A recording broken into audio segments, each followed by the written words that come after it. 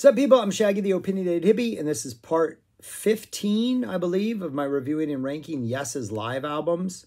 After I did the studio albums, I realized I had not heard most of the live albums. I was surprised at how many there were. I knew the first three, Yes songs, Yes shows, 9012 Live. I also knew Progeny, the massive box set from 72. The box set wasn't from 72, the shows were. Had not heard any of the others, listening to them in order. This is the 15th one that is on my list of things that have been released. This is not an official Yes album. It's Yes featuring John Anderson, Trevor Rabin, Rick Wakeman, live at the Apollo. Wakeman. I needed this album. The last couple had featured John Davison on vocals. The one with Benoit was on vocals. Benoit, I thought, did a pretty good job. Davison, I don't just like his voice generally, let alone it's a substitute for Anderson. The performances were a little more anemic. Howe was bringing it. At some point, Squire's no longer around. So then this pops up in the chronology. This was released in 2018 after a couple years tour by this incarnation of Yes. John Anderson, immediately, welcome back. Great to hear your voice. Love it. Yes. Yes to John Anderson. Rick Wakeman, he sounds like he's having a blast. Lots of great sounds, interjections, mixing things up. Wakeman sounds like he's having a fun time. And Trevor Rabin is bringing the Trevor Rabin energy, and it's exactly what these songs need at this point. There's that straight rock and roll, leaning into like heavy shredding type edge that Rabin brings, kind of nothing like Howe. There are moments throughout here where I'm like, okay, this song is lacking because it's not Howe on guitar.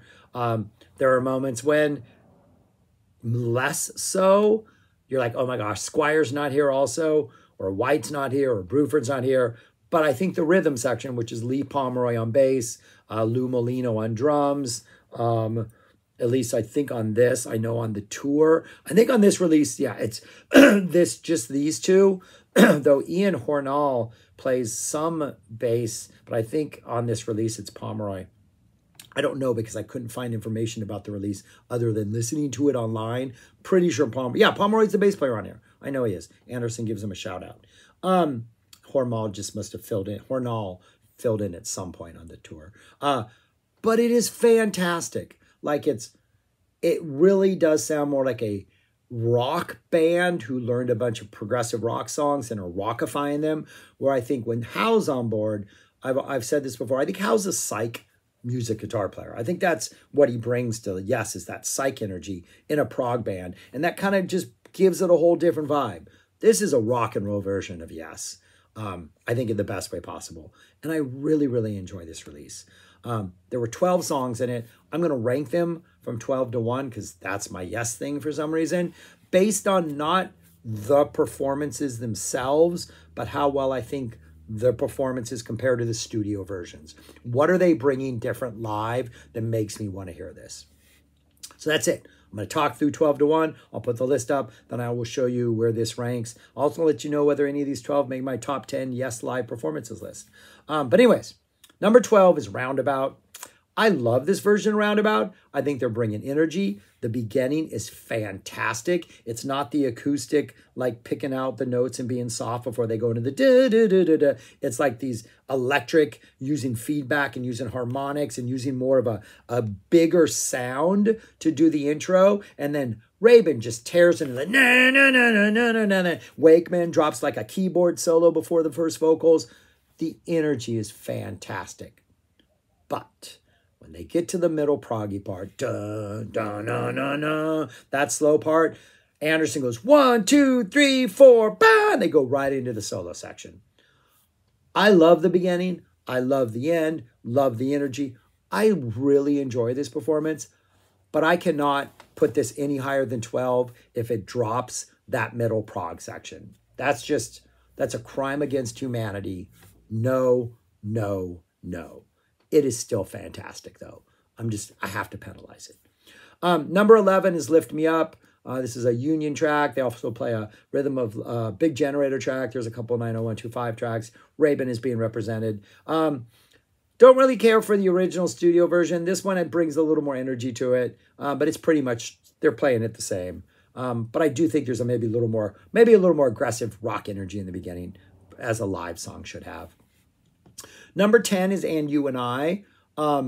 This one I actually think suffers a little because Steve Howe's that pedal steel guitar or whatever he's doing to make that in the Eclipse section of this, the sort of second big section of the song with that, just that wailing guitar sound that Howe has. I mean, that's probably one of the highlights of the song is Howe's like Eclipse solo section, whatever that is. Fantastic.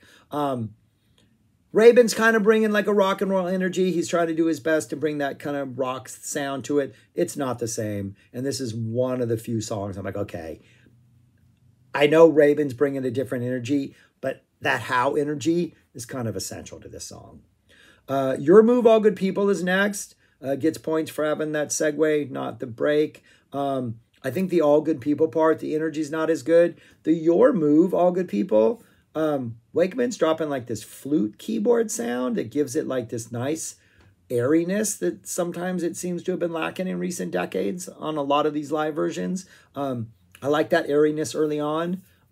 Good version. It's a solid Your Move. Number 9. 8, Changes.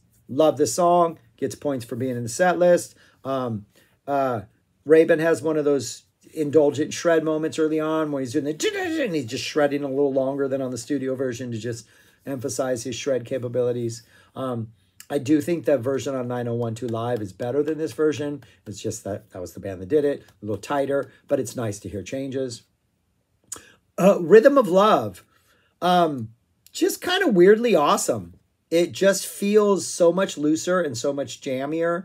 I know there's video out here of it. I have not watched it, but the Rhythm of Love, the vocal harmonies on that, some of them were pre-recorded, right? Some of them were backing tapes because there must be overdubs or backing tapes because it just sounds so incredibly beautiful. And does everybody in the band have the ability to sing that well? I think it might be backing tapes. I don't know. But Rhythm of Love, I actually think sounds kind of good and loose. It has a great jammy. Wakeman's solo in that is fantastic. Yeah, it works better than the studio version. Just some good live energy. 6, Heart of the Sunrise. Pomeroy kind of does his own thing in the beginning. He's bringing his thing in that beginning. He's playing that intro. It doesn't sound like Squire. It sounds like a different player doing it, but it works and it sounds good. And I think all the energy in this, that's what Rabin's about, man. He's killing it. He's in his element. He just gets to play these awesome riffs and shred, and the whole performance sounds good. Rick sounds amazing. The rhythm section sounds amazing. Yeah, it's just great throughout, but Rick especially. His keyboard sounds, everything he's doing, he just sounds like he's in this, man. Hold On. Random Rick Wakeman little solo before we like just slide right into the heaviness of the song. Rabin is shredding all over the place. This is your indulgent Rabin noodling guitar solo heavy rock song. I love it on the album. Love it on 901.2 Live. It's just this is Rabin's vehicle. Like, this is the thing I think he was made to do, was hold on with Yes. Sounds fantastic. Number 4 is Long Distance Runaround. Into the Fish. The Long Distance Runaround has a lot more of a, circusy is a dangerous word to use, but there's a lot more going on, but at the same time, we still have that do-do-do-do-do-do-do-do, but it just seems like there's so much going on around it that it's not like the main central thing you have to hone in on. It's just like the keyboards seem a little more active. You know, Rabin's doing some cool things. There's just a really, really cool, fun energy about the Long Distance Runaround. The segue into the Fish is fantastic. They briefly do the doon, doon, doon. They play the theme to Fish before they go into like the vocal part where Anderson's singing that. And they don't really jam it out. And there really does seem to be something almost reverential about it. Something like they put images of Squire on the screen during the song. It really feels somehow like a tribute to Chris Squire. And It's definitely not the most jammed out the fish that they've released. There are better versions on there. There's a version in my top 10 list that is fantastic. This isn't going to be on it. But it's a nice song to hear. The fact that Pomeroy is willing to step up as a bass player and, like, you know, do this in the Squire, you know, song is pretty awesome. And it's a pretty good performance. Nice to hear. Number 3, which is just, I kind of wish they did this more often. I mentioned it before in other releases. It's the opening 15 minutes of the show. They do an intro, which is Perpetual Change, played by an orchestra, including the weird middle section part, that like heavier part, into Cinema Show, which is awesome. That's such a great introductory song off 90215, into Perpetual Change. And it's not the best Perpetual Change.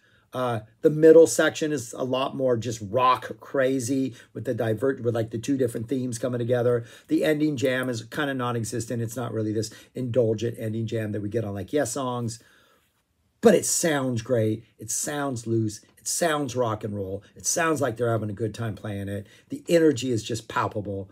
It's just really good. One thing noticeable in this song also pops up quite a bit in Awaken, which is next on the list. There's like what I have to imagine are dubbed in audience noises that just suddenly have these swells up. Yeah! Yeah! And it almost sounds like the exact same swell every time. But they kind of get annoying. I kind of wish they had been mixed out. It's obvious in this. It's obvious in Awaken, which is number 2. That's the one complaint I have about this. Awaken is number 2. And it almost feels like going into this, they're like, we're going to make Awaken ours. This is our centerpiece.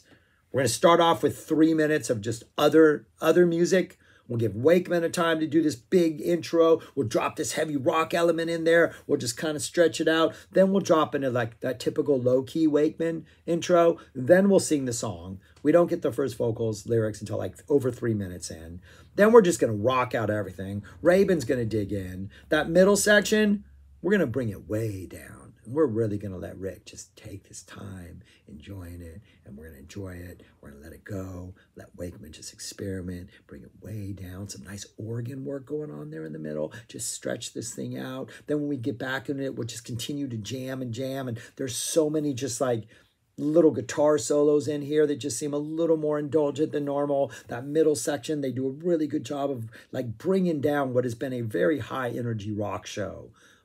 You know, even the things like what Your Move and You and I have a lot of energy in them, but they're just bringing it way down there. Oh, and You and I forgot to mention in the beginning of that, Rick Wakeman plays the intro, Hal's part in the intro, the like when he's just messing around and like doing the harmonics. Wakeman is doing that, so they switched that up, which is really cool. Doesn't save the fact that Hal is missed later, but that is a cool intro. But Awaken, it's just this indulgent, Rabin goes off. This just sounds like this is their epic song that they're going to do in every show. But it's only my number 2, because my number 1, oh, I love this. Make It Easy, Into Owner of a Lonely Heart. Make It Easy, I think, was a Rabin written song that was going to be on the Cinema album before Cinema became Yes. It is this awesome, dark, proggy, hard rock, slightly metal type thing. This little instrumental section that they jam out on for like a minute, just over a minute. Then they go into the Owner of a Lonely Heart. I saw them do this on the 9012 live tour back in the 80s. Love the song. I thought, because this is pre-internet, you know, I didn't know what that intro was. I kind of thought maybe when Big Generator came out, that would appear on Big Generator. It never did. Took me years before I found out it was like a Rabin song. I think there's actually lyrics to the original song. I think the intro is the best part. But in this version, they have that intro, which is fantastic. If you've never heard it, check it out. Make It Easy, Into Owner of a Lonely Heart on this album. Then they do Owner of a Lonely Heart, which sounds fun. This is their song. This is Rabin's song. It made him huge, right? Then in the ending jam of this, when they go, you can feel it. When Anderson's going up and hyping up the crowd, they go back into Make It Easy for a brief while. Then they go back into Owner of a Lonely Heart. It's playful. It's fun. It's rock. It's indulgent. I love it. That's my number 1. Absolutely love that. That's what they look like in writing. Those are the 12 songs. That's where I would rank them, right there. And then if I had to rank this album among all the others, I have it all the way up at number 5 right now, which might be recency bias. But looking at those, like, I'm looking at the 6 and 7 and 8. There are a couple things on there which I think are, okay. There are things that are better on there for sure, like the And You and I's or the I'm Your Move, All Good People, I think are better, more traditional, yes, energy. But the stuff on Live at the Apollo that works, at this point, having listened to everything below it, it just sounds fresh. It sounds energetic. Rabin sounds like he's having a good time. Wakeman sounds like he's having a good time. Anderson is there, which is points. Like, I'm really enjoying it. I reserve the right in a couple weeks when I get to the end of this list to drop it and maybe move it down a couple. But I'm really, really enjoying the Rabin energy right now at Live at the Apollo. None of the songs made my top 10 list of all the things. Even that Owner of a Lonely Heart, Make It Easy, isn't, I think, one of the top 10 things that have been released, yes, by Live. I'm not going to show that list now, but I will drop it on the next video or maybe in the next video. I will definitely make an all-time Live Yes video when I'm done, just to share those 10 moments that I think people should check out. But yeah, that's all I got for now. Thanks for watching. If you listen to this, let me know your thoughts. If you just now listen to it for the first time, let me know your thoughts. I'd like to know if I'm on the right track with generally how people feel about this. If I'm feeling the same energy they're feeling, I think it's a good release. But anyways, that's all I got. Thanks for watching. Subscribe, like, share, comment, do all those things. And go check this album out, man. First song is that intro cinema, Perpetual Change. If that doesn't get you, maybe pass on it. But I think it will. It's fun. The energy is good. That's all I got. Thanks for watching. Peace. Talk to you later.